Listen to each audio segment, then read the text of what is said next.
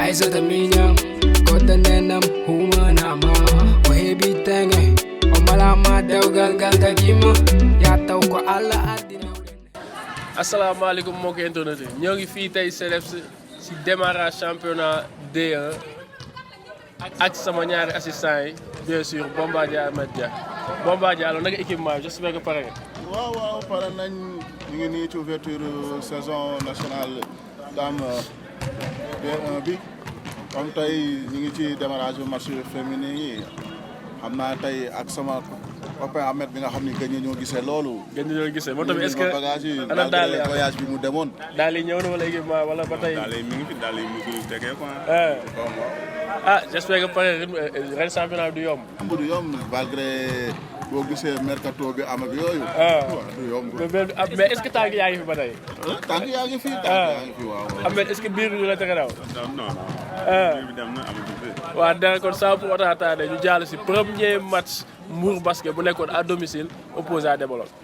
waaw comme ni ñu ko annoncé woon sànq ñoo ngi si match Mbour Basket Déboloc premier match championnat bi Mbour Basket joué ko à domicile comme ni ñu ko gisee commencement match bi Mbour Basket moo dominé ak ay contre attaque Bombardier comme ni ñu ko gisee naaj bi la et donte supériorité numérique amoon na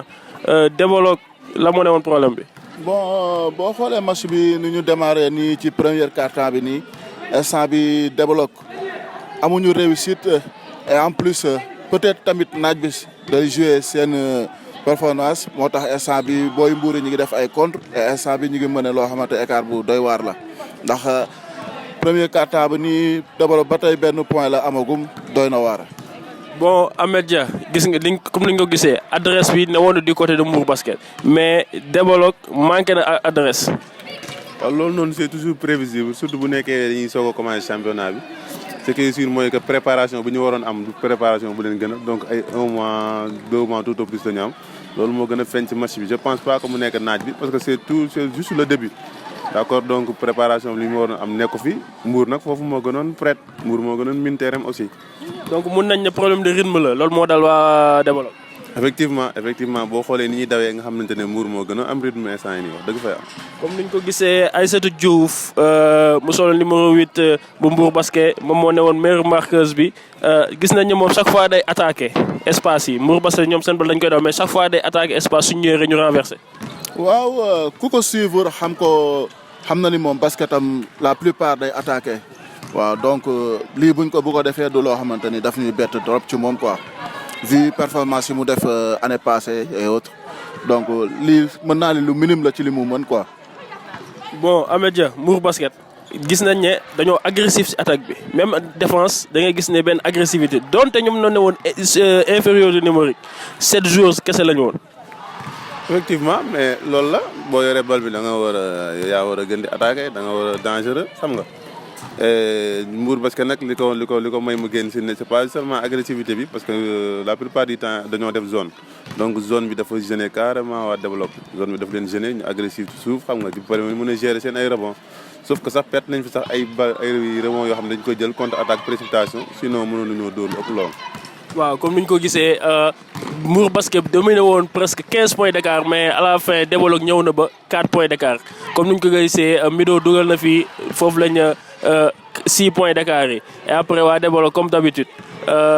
mais perte balle contre attaque est-ce que loolu aussi du la handicapé yow su fekkee dañ laa mëne nga war a jëli score. effectivement perte de balle enragé wul kenn bu dee Déboloc sax ñëw na ba wàññi score bi perte de balle yi moo ko waral parce que tu peux pas défendre ba 20 secondes nga jël balle bi rek directement nga joxaat ko sa adversaire war a défendre encore 20 secondes alors que yow peut-être 7 joueuses nga naaj bi métti na match bi métti na xam nga loolu day jouer ci affaire bi donc perte de balle enragé wul kenn ci ñoom. ok comme ni ñu ko gisee Bombardier bal baa ngi daw contre attaque yaa ngi demee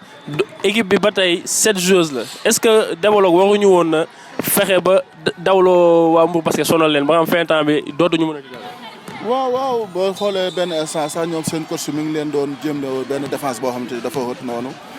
mais par contre boo xoolee ñoom tamit dañoo lâché comme Mbour Basket tamit nu mu lâché physiquement début championnat la tànk yi amagul dara on va voir après lan lay promettre au bout ci biir saison bi comme nous ko gisee fin temps Mbour Basket moo dominé 4 points d'écart Développe mu 38 à 34 meilleur marqueur mu nekkoon Aïssatou Diouf avec 17 points du côté de Mbour Basket du côté de Développe Wathie Ndiaye avec 7 points. waaw delluwaat nañ ñoo ngi fii ci biir basketball news update Bombardier Mbour Basket 7 joueurs la woon infériorité numérique donte tàng na climat bi métti na mais est-ce que Développe am nañ excuse ak retard bu ñu accusé. Bon, chaque fois ñu ngi focaliser wu ci naan Mbour Basket 7 joueurs la te basket mën nga nekk sax à 12 mais 7 joueurs mën nañ koo continuer donc mën naa ne waa Développe amuñu benn excuse bu ñu war a kii malgré bi ñu ñëw nañ ni Mbour Basket à 7 la xeeboon nañ liñ fi gis mais ak chaleur bi avantage yu Mbour la tey ji sama consultant moom joué na Dakar moom moo gën a xam nu muy demee foofu ndaxte yenn heure yi duñ ci entraîné donc Mbour ak heure bi dañuy am nañ habitude yu entraîné ci naaj bi loolu ça joue à leur faveur te bi match bi dawee tamit xool nañ ni xam nañ ni équipe bi c'est prenable et elles ont joué le jeu et malgré tout elles ont gagné. boo amee jee gis nañ ne Développe pañe yu bëri si contre-attaque lañ ko encaissé problème de repli am na. problème de rythme la wala problème de condition la ñoom pareeguñu donte début championnat bi la. non gëm naa ne pareeguñu comme équipe yëpp équipe yi fi nekk yëpp ñu fi paree bëriwul il faut ñu dem ba deuxième phase bi pour carrément ñu gis ñu soog a pare li ñu doon liggéey. ok démarrage bi xaw na bette ñu demande ñu repousser d'une semaine. mais doyul donc ñoom seen problème numéro 1 moo doon ni ñu entamé match bi déjà match bi ni ñu ko entamé dafa xaw a métti trop ak retard bu métti ngay daw si ginnaaw score bi donc foofu tu laisses forcément des plumes. loolu mooy lu am naaj bi tàng na tàngul parce que lan psychologiquement la rek peut-être ñoom daaw ñu entraîné ci naaj bi tàng ñëw fii fekk yenn condition bëgg a toppaat ci ginnaaw score bi donc day gën a métti si ñoom. mais est-ce que coach bi aussi moom il voulait tout le temps insister si jël ci kaw jël nga ci kaw et pourtant yaa ngi continuer ñoo ngi lay yan ay panier est-ce que waruñu woon replier. waaw parce que xam nga lu muy jàpp mooy comme que 7 joueurs laay joué naa leen xoj ci kaw. parce que foofu erreur am la parce que joueurs yooyu soo leen bëggee génne lu gën mooy nga defloo leen ay fautes mais daf ma jaaxal ñu joué ba pare Mbour amul benn joueur bu am 5 fautes même 4 fautes amu fa donc ce qui veut dire que offensivement ñoom elles n'ont pas été dangereuses ci kaw joueurs yi donc dañu leen bëggoon xoj alors que loolu ça n'a pas marché voilà. bon gis nañ ne meneuses Mbour Basket yi elles ont été à la hauteur duel amoon na avec Sophie bu fi newoon daaw ñëwaat encore tombek aussi même meneuse yu mu fi bàyyi woon yoo xam ne ci ginnaawam lañ nekk. waaw mën na ne elles ont été à la hauteur par rapport ak Sophie bi nga xam ne daaw moo doon joué premier rôle yi après ñoom ñu ñëw secondé ko donc mën naa ne réussir nañ seen challenge par rapport ak ëpp ñi nga xam ne mën na ni ñenn ñi malgré ñu ngi fi woon daaw mais ren mën na ni ñoom ñooy commencé jouer par rapport ak seen temps de jeu ni mu daan demee donc mën na ni réussir nañ seen challenge quoi mais par rapport ak Sophie je sais pas qu'est-ce qui s'est passé ndax xaw ma dafa yanu woon match bi truc bon elle a passé à côté par rapport connaissant ko Sophie ak ses qualités. bon Ahmed Dia loolu xam naa yow yaa si gën a gis sa bopp nekk nga si club joué nga dem si beneen club ñëwaat encore à domicile yow ba nga nekkee si ba ñëwoon nga Mbour Basket doon joué contre Mbour Basket pour yow lan moo Sophie lan si boppam lan la doon xalaat lan moo tax mu passé à côté match non je pense pas que mu dafa passé à côté match am def na match bu normal match bu mu def fii tamit ça n'enlève en rien les qualités de Sophie joueur bu baax la bu mun basket la te fii tamit wane na ko sauf que benn joueur rek mënul gagner match ok ba pare Sophie bi ma gis démb on l'utilisait plus à l'aile que comme meneuse loolu tamit xaw na ci jouer bu baax le fait que ñoo ngi ñëwaat tamit di jouer ak ñoo xamante ne nii yéen a daan entraîner noo xam nga même terrain bi nga nekkoon fii kenn yuxu kenn wax ko fi dara mais psychologiquement dina am lu mu jouer ci yow donc elle n'a pas su génn ci loolu noonu parce que lan amul lu ko accompagner ci équipe am donc en fait équipe yëpp moo suuf quoi développe yëpp moom moo suuf développe yëpp moo démarré match bi nu baaxul elle a pris des tirs yoo xamante ne duggul donc loolu dafay tax mu daal di douter à la fin. donc mun nañ ne comme yow bëgg doon ñëw da tajeeg fee donc Bombardier mu lay néewal doole si terrain bi loolu moo dal Sophie. non même pas man bu ma doon ñëw moom esprit Baye Fall laa doon ñëwee xam nga. ba waajee quoi man waaw comme ni nga ko waxee rek Ahmed moom ku ko xam. ay chrétien moom Baye Fall maa lay dem. mais doon nga ko dogoon si terrain bi loolu wóor na. noo ko si terrain moom fii lañ ko fekk. étant frère. ci biir terrain dañuy nogonante du ñu génne après ça. mais meilleur match je l'ai fait contre Mbour. te loolu lu ma métti la sax après. kon daal yow da ngaa ñëw gën a suuxal Mbour quoi yow. waaw benn match fii contre Duc moo ñu sonal waaw comme ni ñu ko gisee développé Mbour basket joué na ci premier match félicitations à Mbour basket ci seen performance ak seen victoire bi te foog naa liggéey bi fii lay commencé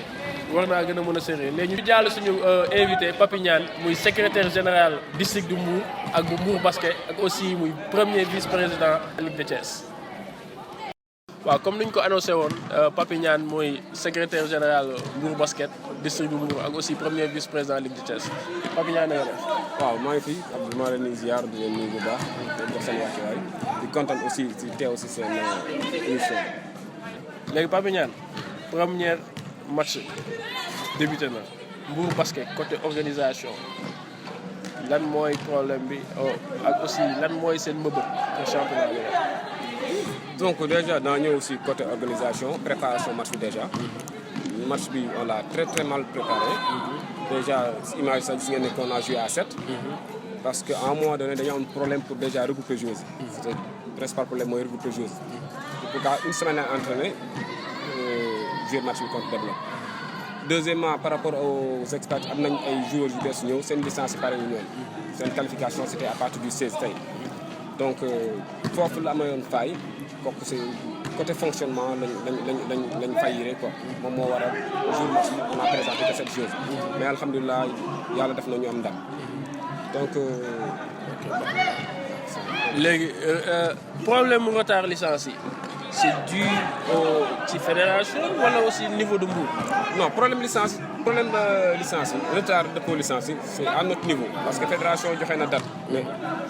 joxe na date ne fii lay commencé fii lay yem ñun ñoo deful lu ñu war pour mën a nekk à jour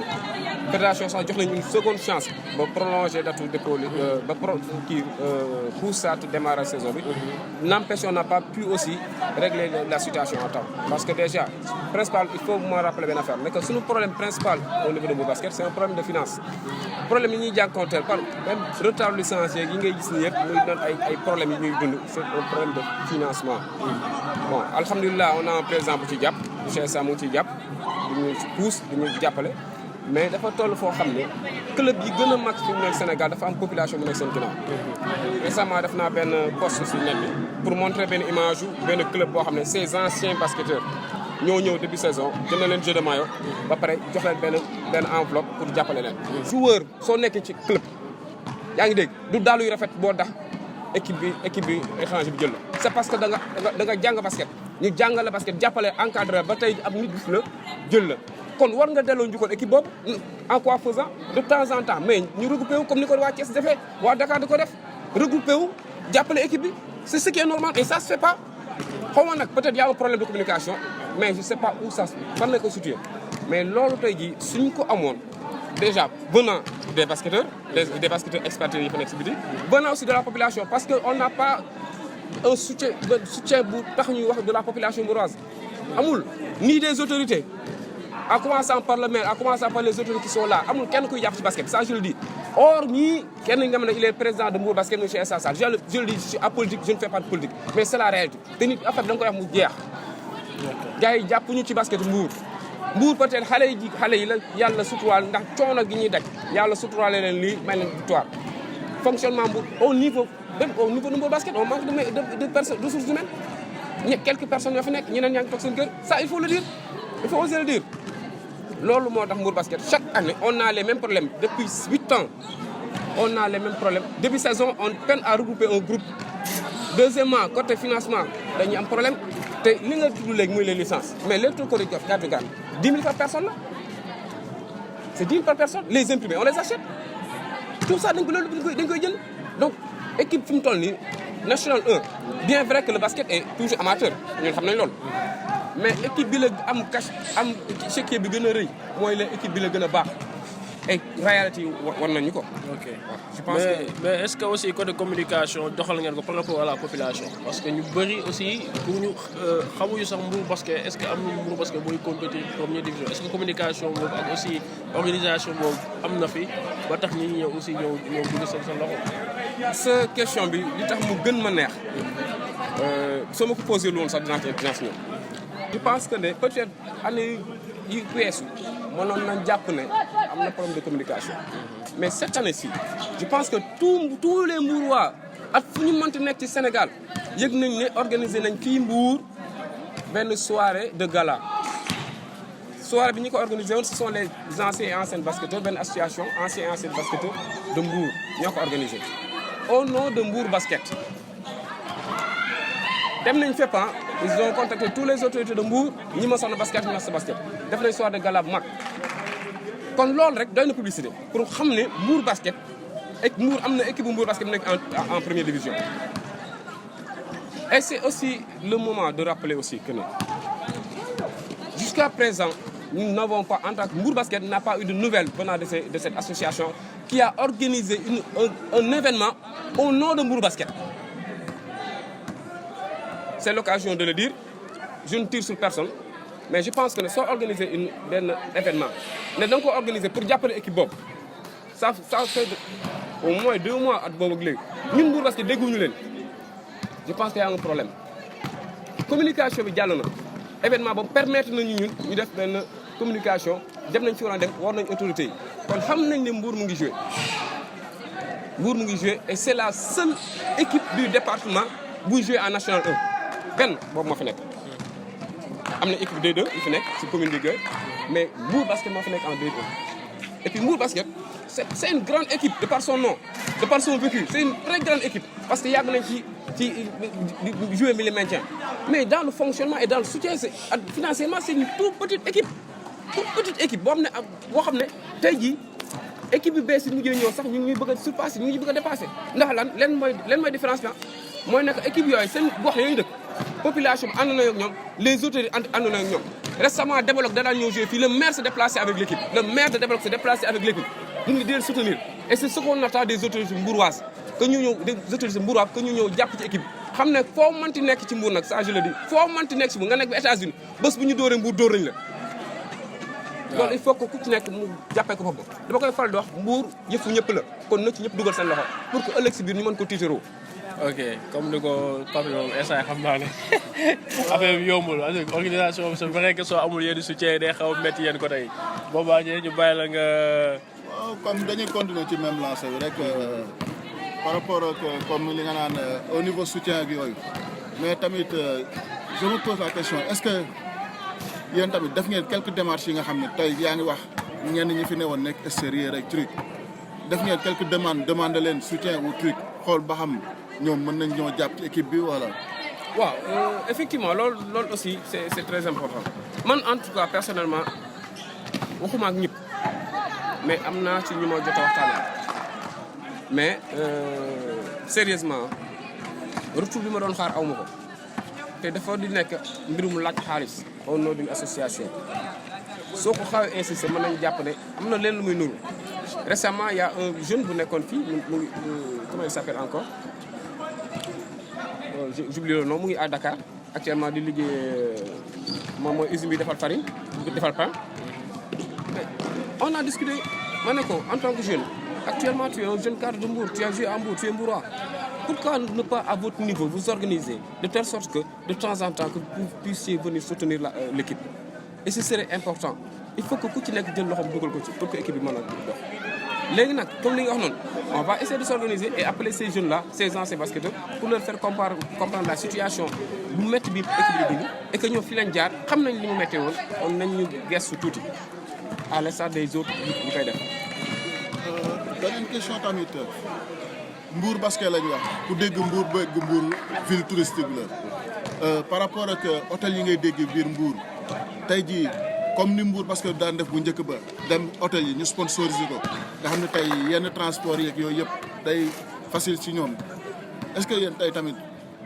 posé woo leen ngeen def ci lancé boobu def tentative xool ba xam dina xaw a réussir ak yooyu. effectivement waaw c'est vrai loolu tam am na solo mais xam ngeen actuellement comme tout le monde le sait tourisme bi xaw na soxe soo seetloo hôtel yu bëri ñu tëj man la dernière fois bi ma interpellé benn waay buy liggéey si hôtel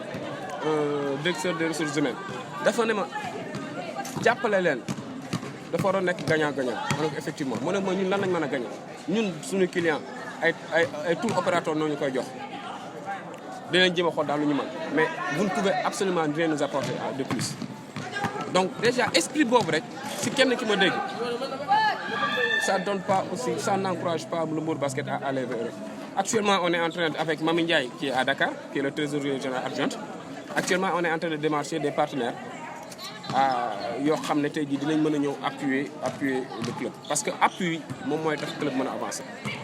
parce que xale yi fi nekk da nga leen di jox xaalis da nga leen di motiver à la fin du mois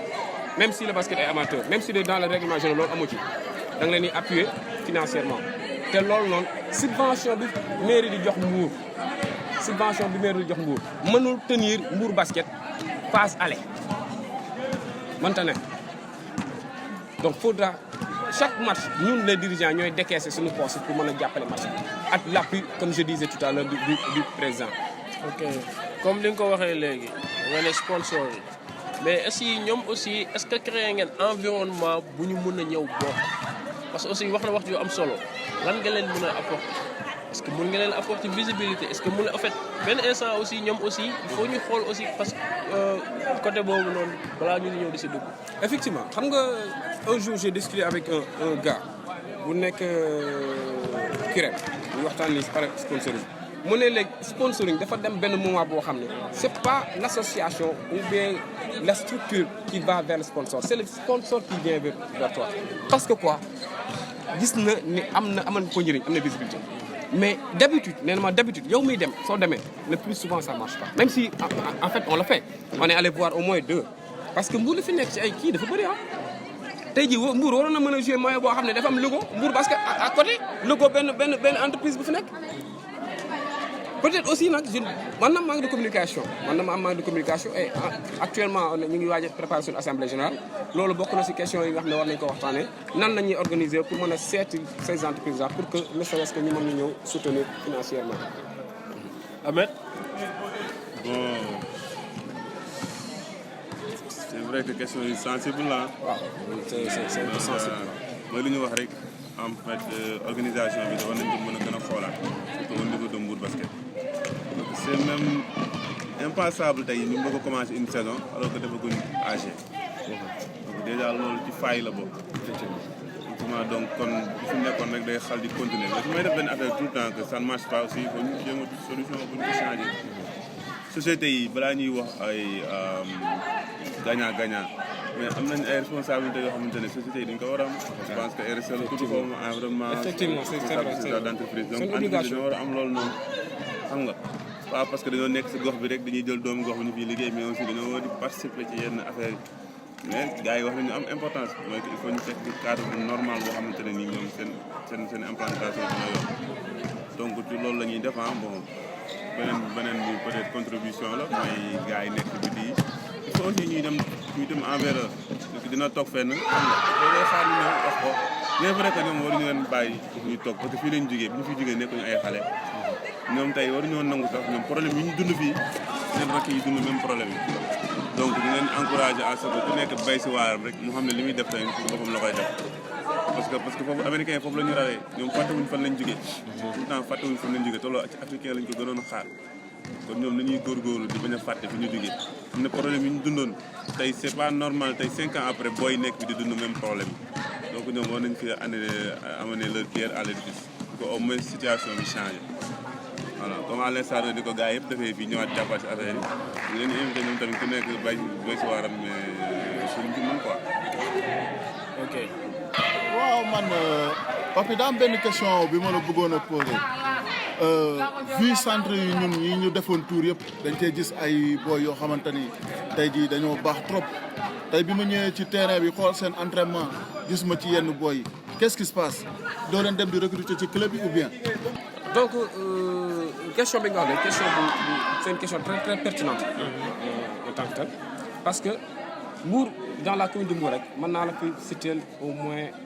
8 clubs yoo xam ne vraiment c'est des clubs yoo xam ne actuellement suñu demee tournoi niveau régional on rafle tout ëpp ñu jël. Ça veut dire qu'il y a un travail énorme qui se fait dans les centres. Et les responsables de centre aussi, je le tire le chapeau, ñu ngi def liggéey bu mucc ayib seen centre bi. fi nga xam ne nag la xaw a affaire yi sooxee mooy nekk centre bi soo formé joueur ba mu baax tey pour man sa première option mooy yóbbu ko Mbour basket mooy club bu dëkk bi mu jouer ko. Mais le constat que nous avons fait mooy nekk da ngay gis xale yu baax mën a jouer tey jii jógee ci centre yi dem jouer ji ci yeneen club. Maintenant la question que je me pose mooy ndax responsable de centre yi ñoom loolu moo leen gënal wara ndax choix wu xale bi la foofu bëgguma faa egg parce que tam damay dugg ci fonctionnement wu et puis ci association privée la. Bien sûr. Yéen si seen niveau tey comme nee ngeen am na fi ay 8 centres est-ce que yéen tamit yéen a ngi def démarche yi dem ci club yi foofu noonu ci biir centre yi ngeen leen di demander seen meilleur pour indi leen ci club bi nii. Pour répondre à cette question dafay yomb trop dafay yomb ba pare du jël temps responsable de centre yooyu ngay wax la quasi-totalité sont membres de la direction technique de Mbour Basket pour répondre à ta question. Donc quel est le nœud du problème? Ils sont censés recruter des joueurs pour Mbour Basket. Donc quel est le nœud du problème? Defuñu confiance seen joueurs yooyu ou bien c'est quoi? Si am nañ confiance seen joueurs yooyu parce que seen joueurs yooyu ñu ngi jouer feneen di toj. Maintenant peut-être que à notre niveau au niveau de Mbour Basket peut-être ñu xool idée la mën na nekk idée ñëw woo leen toog autour d'une table pas en tant que Mbour Basket mais en tant que association privée ak Mbour Basket bi nga xam ne seen dëkk bi moom ñu waxtaan ne leen kat exclusivité lañ bëgg loo leen formeeti ba mu baax balaa moo dem feneen di jëriñal keneen na jëriñal dëkk ba pare su jëriñal dëkk ba pare soo neexee nga bàyyi ko mu dem mais je pense que loolu su ñu ko defoon dina baax. Peut-être nag aussi dina am benn campagne de sensibilisation boo xam ne actuellement bokk na sur le programme ren 2019-2020 on va aller rendre visite au centre parce que tamit c'est vrai un responsable de centre m'a interpellé une fois pour me dire que ne yéen balaa ngeen a mën a ñëw jege suñu championnat commencé te effectivement c'est la vérité loolu c'est faute Mbour Basket en général ñu balaa ñoo mën a seeti borom centre rek championnat bi commencé ñu soxla dara te faudrait aussi que au niveau de Mbour Basket que la direction technique moom muy jóg ak ay agent ay ñi mu àndal di dem di seeti centre di leen ñaax di leen seeti pour que ëllëg suñu soxlaa mu gën a yomb foofu aussi il faut dire que les responsables sont un peu partagés aussi sensibiliser les jeunes parce que actuellement pour rappel l'année dernière Mbour Basket a joué un championnat en national 2 ñen ñoo ko joué ñu fi nekk joué nga daaw joué naa pourquoi parce qu'on n'avait pas d'équipe et ça sonne mal à l'oreille soo déggee ne Mbour am na 8 centres yuy compétir yoo xam ne am na équipe yu mën a jouer Mbour Basket di jouer ak ay anciens joueurs ak 2 peut-être ça veut dire qu'il y a un manque de communication chez les jeunes aussi il faut tenir beneen langage changer image bi changer démarche yi changer communication pour que peut-être mettre ses gosses en confiance mettre ses responsables de centre en confiance pour que ñoom ñu sawar a ñëw loolu c'est notre rôle en tant que dirigeant de Mbour Basket et ce qu'on attend maintenant des responsables de centre li ñuy xaar ci ñoom mooy ne que ñoom tam ñu yombalal ñu mbir mi lan lañ bëgg ñu jëm xool nu ñu koy defee pour que ensemble qu'on relève le défi parce que Mbour dañoo war na dépasser jouer maintien Mbour war na mën a dépasser jouer maintien Mbour war na mën a commencer bokk ci carré d'as bi loolu lan moo koy indi il faut que ñun ñëpp ñu boole qu'on ñu tiréendoo yëkkateendoo bàyyendoo avec l'appui maintenant des autorités de la population loolu lépp c'est possible parce que ñi ko fi am yëpp loolu lañ am appui population bi appui autorités yi centre les responsables suñu ginnaaw loolu suñu ko defee dinañ am li ñu bëgg maintenant actuellement ay vente carte de membre commencé nañ ko loolu dama leen koy wax sax yéen ñi pour que plateau bi ngeen jàllale ko carte de membre yoo xam ne on le vend à 1000 francs c'est slogan bi ñu wax mooy ne que Mbour lu ñu bokk na ñëpp dugal seen loxo pourquoi 1000 francs ba ngay dugal ci équipe bi sa wareef la sa devoir la tey foo toog kaas dañ la dégg parce que yow lu mu dee sax ñaar doon dugal na ci équipe bi c'est très important il faut que gars yi ku ci nekk am la nga am ak tout sa poste ñu jàppale ko xale yi pas du Mbour Basket rek mais suñuy sœur ñoo fi nekk suñuy rakk ñoo fi nekk ñu jàppale leen mettre leen dans de très bonnes conditions pour que ëllëg si biir ñu mën a xaar si ñoom ak résultat bi ñu bëgg. donc je voulais dire aussi que mention spéciale au coach Vieux Fall bi nga xam ne récemment nekkoon na direction technique nationale jot na yóbbu benn équipe du Sénégal ci biti mu dem jongante ji mention spéciale aussi à Tidiane Sow bi nga xam ne li mu liggéey ci formation à la base tey kenn naatable wu Sénégal ñëpp xam nañ ko ci loolu te moom tam yaatal na jeunes yi mu ngi leen di permettre à ce que ñu ñëw jege si pour mën a peut-être gagner am tuuti ci expérience mu partager ñoom expérience parce que loolu la ñuy xaar ci ñoom te macha allah ñu koy def kon mention spéciale au coach Biefal au coach Tidiane et félicitations aussi pour le coach Jupiter comme ni ko kii waxee c'est un Mbourois nga xam ne récemment il a été nommé membre de la direction technique si benn équipe nationale U18 si ma mémoire est bonne U18 donc loolu suñu fierté la parce que fan lañ ko Saint-Louis dëkk fan lañ ko nommé bi ñu koy nommé Mbour la nekk kon suñu fierté la donc lépp lu jógee Mbour ñun dañuy sawar ci mu fës donc maa ngi nuyu ñëpp di jaajëfal ñëpp damay terminer ci remercier responsable de centre parce que sincèrement saa yu Mbour basket jaaxlee ñoom ñooy ñëwaat at la ñu am as tuut jàpp ci équipe bi dama leen di ñaax rek foofu ñu jàpp ñu gën ko téye. léegi ñu jàll mot de la fin Bombardier. mot de la fin man fi Papi tëjee rek fa laay tëjee tey boo déggee Papi donc mi ngi wax ni centre yi tey ñooy base u équipe bi pépinière yi jóge ci centre bi ñoom ñooy base u équipe bu Mbour di woote waat ni lañ leen ñëw comme ñun suñuy temps da ngay nekk ci Tidiane kii nekk ci Vieux Fall kii nekk ci Aziz kii nekk feneen ci Agay ñu ñëw dajale looloo doon pépinière ñuy dégg Mbour donc di woowaat coach ci centre yëpp nii ñëw leen ngeen consulter ngeen wax ak gars yi ndaxte yéen tamit yéen ñi techniciens yi si boppam équipe bi da leen di soxla si seen entraînement rapproché leen équipe bi seen équipe la ndaxte lépp sa Mbour kii gañ looloo doon sama mot de la fin Ahmed. waaw c'est la même chose ñoom ñoo gis xale yi ñoom ñoo leen jàngal ñoo leen formé ba ñu yegg ci benn palier bi maintenant bu ñu ñëwee ba foofu nag bu ñu leen empêché ñu dem ci niveau supérieur parce que je pense que du leen jëriñ dara ñu téye foofu xale yi duñu compétir wala xale yi duñu dem ci beneen niveau. ok donc kon waxtaan war na gën a mën a am ñun tamit loolu moo leen gën a seen joueur toj ñu ne waaw kii sama joueur la kii maa ko formé comme tamit nañu xool intérêt xale bi tamit muy Mbour basket comme muy entraîneur yi nañu jiital intérêt d'abord de l'enfant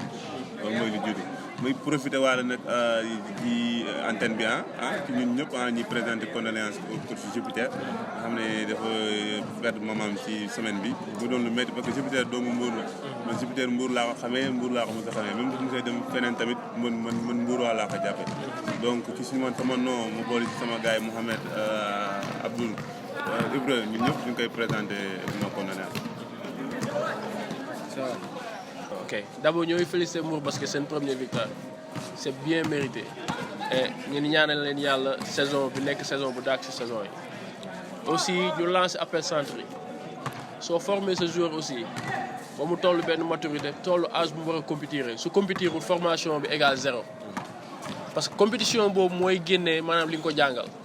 tey nga andi sa joueur ci centre andi sa joueur ci club mu jouer toj première question mooy booy bi fan la jóge ñu ne centre diw la nekk loolu seen crédibilité foofu ngeen koy tabaxee te aussi képp ku bëgg a am doomam yóbbu ko centre day xool centre bu gën a compétent wala centre bu ëpp yu ay professionnels yoo xam wala centre yu ëpp ay joueurs yu toj championnat foofu la ñuy bëgg a yóbbu seen doom yi te tamit joueurs yi yéen xale yi tamit d'accord yéen a ngi ci centre yi am ngeen seen coach compétition benn match compétition moo gën sans entraînement di entraîner compétir amul njëriñ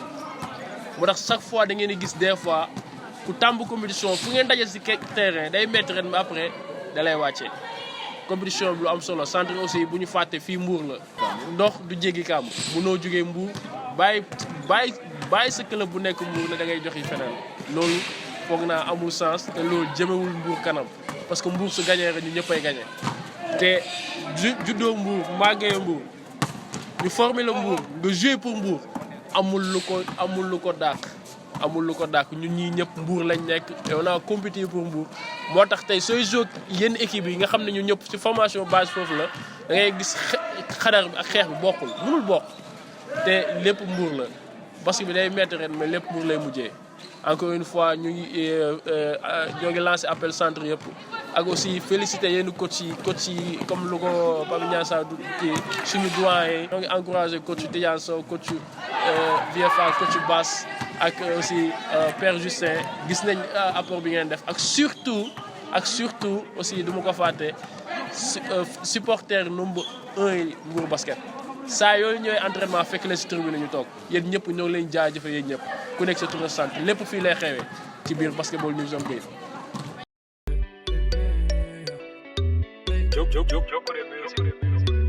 Aizota minyam kota nenam humanama wahebi tenge omalama dewgal gal dagima ya taw ko alla adina den hena no gen galu den hen gamelengi kajammo noddine kake jom suda rendine Aisata sancho muro sinko nyanto benda yimi